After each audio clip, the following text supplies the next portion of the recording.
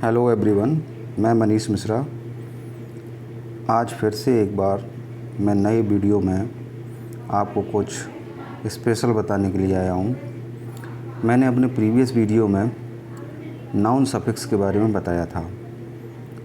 कौन कौन से सफिक्स हैं जो नाउन के साथ लगते हैं और कह सकते हैं कि ऐसे सफिक्स जो नाउन बनाते हैं। अब आज की वीडियो में मैं सफिक्स और प्रीफिक्स दोनों ही डिस्कस करूँगा। बचे हुए adjective suffixes, adverb suffixes, verb suffixes भी मैं यहाँ पर बताऊँगा। आइए देखते हैं सफिक्स क्या होता है। आप जानते हैं किसी वर्ड में अगर कुछ शब्दों के समूह को जोड़ दिया जाए, ग्रुप ऑफ लेटर्स जोड़ दिया जाए शब्द के अंत में, तो वो बन जाता है आपका सफिक्स। जैसे पावर में हमने क्या जोड़ दिया, फुल, तो पावरफुल बन गया। प्रीफिक्स क्या होता है, किसी शब्द के शुरुआत में अगर आप कोई ग्रुप ऑफ लेटर्स यानी शब्दों का समूह जोड़ देते हैं तो वो बनता है आपका प्रीफिक्स। तो उससे भी वर्ड जो दिया जाता है उसका मीनिंग बदल जाता है। जैसे बैलेंस में हमने जोड़ दिया एम, तो बन गया इम्बैलेंस। अब आ जाते हैं एडजेक्टिव सफिक्स पर। जैसा कि प्रीवियस वीडियो में नाउन सफिक्स के बारे में बता चुका हूँ। अब देखते हैं एडजेक्टिव सफिक्स क्या होता है।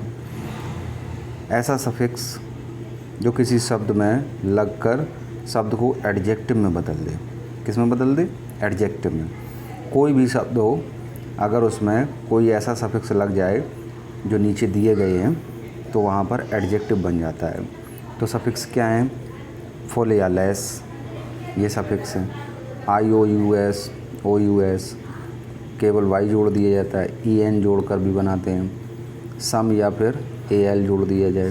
IBLE या ABLE, ED या ING जोड़कर, ANT ENT जोड़कर, ICLY जोड़कर, IVE ISH जोड़कर, ARY जोड़कर।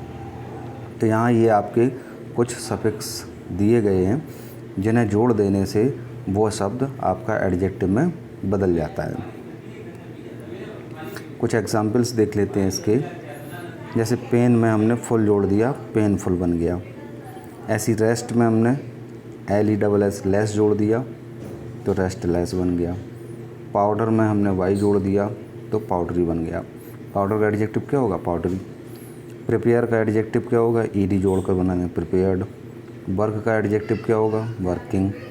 हीरो का एडजेक्टिव क्या होगा? हीरोइक। ऐसे बहुत सारे एग्जाम्पल्स दिए गए हैं। IOUS जुड़ा है तो एडजेक्टिव है। OUS जुड़ा है तो एडजेक्टिव है।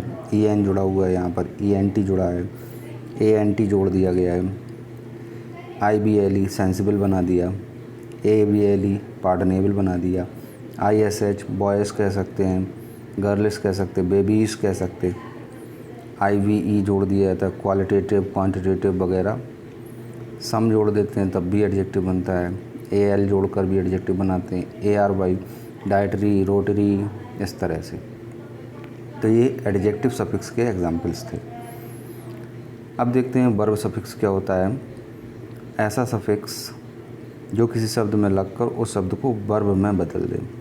किसी शब्द में अगर हम उसके अंत में कुछ लेटर्स जोड़ देते हैं तो वो सफिक्स होता है।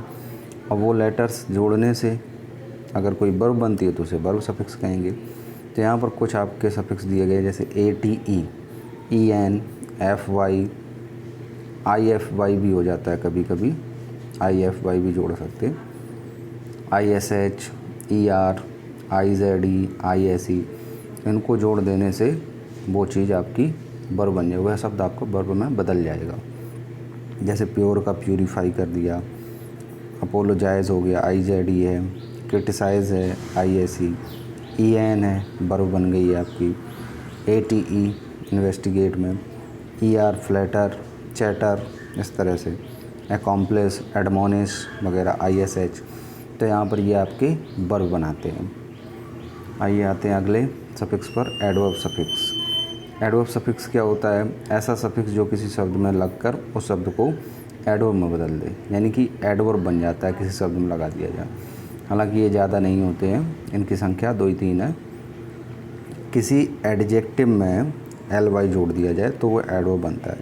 ध्यान रखिएगा एल वाई का प्रयोग दो जगह किया जाता है। अगर नाउन के साथ एल वाई जोड़ते हैं तो वो एडजेक्टिव बनेगा। जैसे मैन नाउन है, एल वाई जोड़ दिया, मैनली आपका एक एडजेक्टिव है। लेकिन एडजेक्टिव में जब एल वाई जुड़ेगा तो वो एडवर्ब बनेगा। जैसे प्रैक्टिकल है, प्रैक्टिकल में एल वाई जोड़ दिया, प्रैक्टिकली। तो ये बात विशेष रूप से ध्यान रखनी है आपको। नाउन में वाइस जोड़ दिया है तो एडवर्ब बन जाएगा। वर्ड में अगर एडवर्ब वर्ड जोड़ दिया जाए, किसी शब्द में अगर वर्ड जोड़ दिया जाए तो वो एडवर्ब बनेगा। जैसे रियल का रियली, अप का अपवर्ड, डाउन का इसमें वर्ड्स जोड़ दिया, वर्ड या फिर वर्ड्स कुछ भी जोड़ सकते हैं आप। तो यहाँ डाउनवर्ड्स, टूवर्ड्स, फॉरवर्ड, इस तरह से। क्लॉक में वाइज जोड़ दिया, clock wise, anti clock wise, इस तरह से आपका एडवर्ब बन जाता है। आइए देखते हैं अब प्रीफिक्स क्या होता है। प्रीफिक्स, प्री का मतलब पहले और फिक्स का मतलब लगाना। A group of letters added in the beginning of a word is called prefix. किसी शब्द के शुरू में लगने वाला अक्षरों का समूह। प्रीफिक्स जिस शब्द में लगता है, ये ध्यान रखना है, उस शब्द का मीनिंग चेंज हो जाता है। प्रीफिक्स जहाँ लगेगा उस शब्द का मीनिंग बदल जाएगा। प्रीफिक्स से शब्द के पार्ट ऑफ स्पीच पर कोई प्रभाव नहीं पड़ता है। जैसे कि आपका सफिक्स में क्या था कि पार्ट ऑफ स्पीच बदल जाती थी, यहाँ पर आपकी पार्ट ऑफ स्पीच नहीं बदलेगी। प्रीफिक्स का अपना एक मीनिंग होता है, सफिक्स का कोई मीनिंग नहीं होता था, लेकिन प्रीफिक्स का अपना मीनिंग होता है। देख लेते हैं कुछ एग्जाम्पल्स। पॉसिबल में आई एम लगाया तो इम्पॉसिबल बन गया। आई एम का अर्थ है अपोजिट, यानी विपरीत। प्री अप्रूव्ड तो प्री अप्रूव्ड बन गया। प्री का अर्थ होता है बिफोर। एंटी बायोटिक तो एंटीबायोटिक बन गया। एंटी का अर्थ होता है अगेंस्ट। ऐसी अनेक प्रीफिक्सेस हैं। Un, non, extra, over, de, dis, auto, hyper, I L, I R, I M, I N, inter, mega, ये सभी आपके प्रीफिक्स हैं। जैसे mid, mis, out, post, pro, semi, sub, trans, ultra, tele, re, up, under, ये सभी आपके prefix होते हैं। अगर ये किसी वर्ड के पहले लग जाएं शुरुआत में तो उस वर्ड का मीनिंग बदल देते हैं और वर्ड आपका वही रहेगा जिस पार्ट ऑफ स्पीच में होता है। जबकि सफिक्स में ऐसा नहीं होता। सफिक्स में पार्ट ऑफ स्पीच भी बदल जाती है, यहाँ पार्ट ऑफ स्पीच बदलती नहीं है। अगर वर्ब है तो वर्ब ही रहेगी। अब यहाँ पर कुछ हमने मीनिंग्स दिए हैं, जो सफिक्सेस हैं बताए हैं पिछले उसमें आपके, तो उसके हमने आपको यहाँ मीनिंग दिए हैं। एंटी का मतलब क्या होता है, अगेंस्ट या अपोजिट। ऑटो मतलब क्या होता है, स्वयं, यानी कि जब कोई कार्य अपने आप से हो।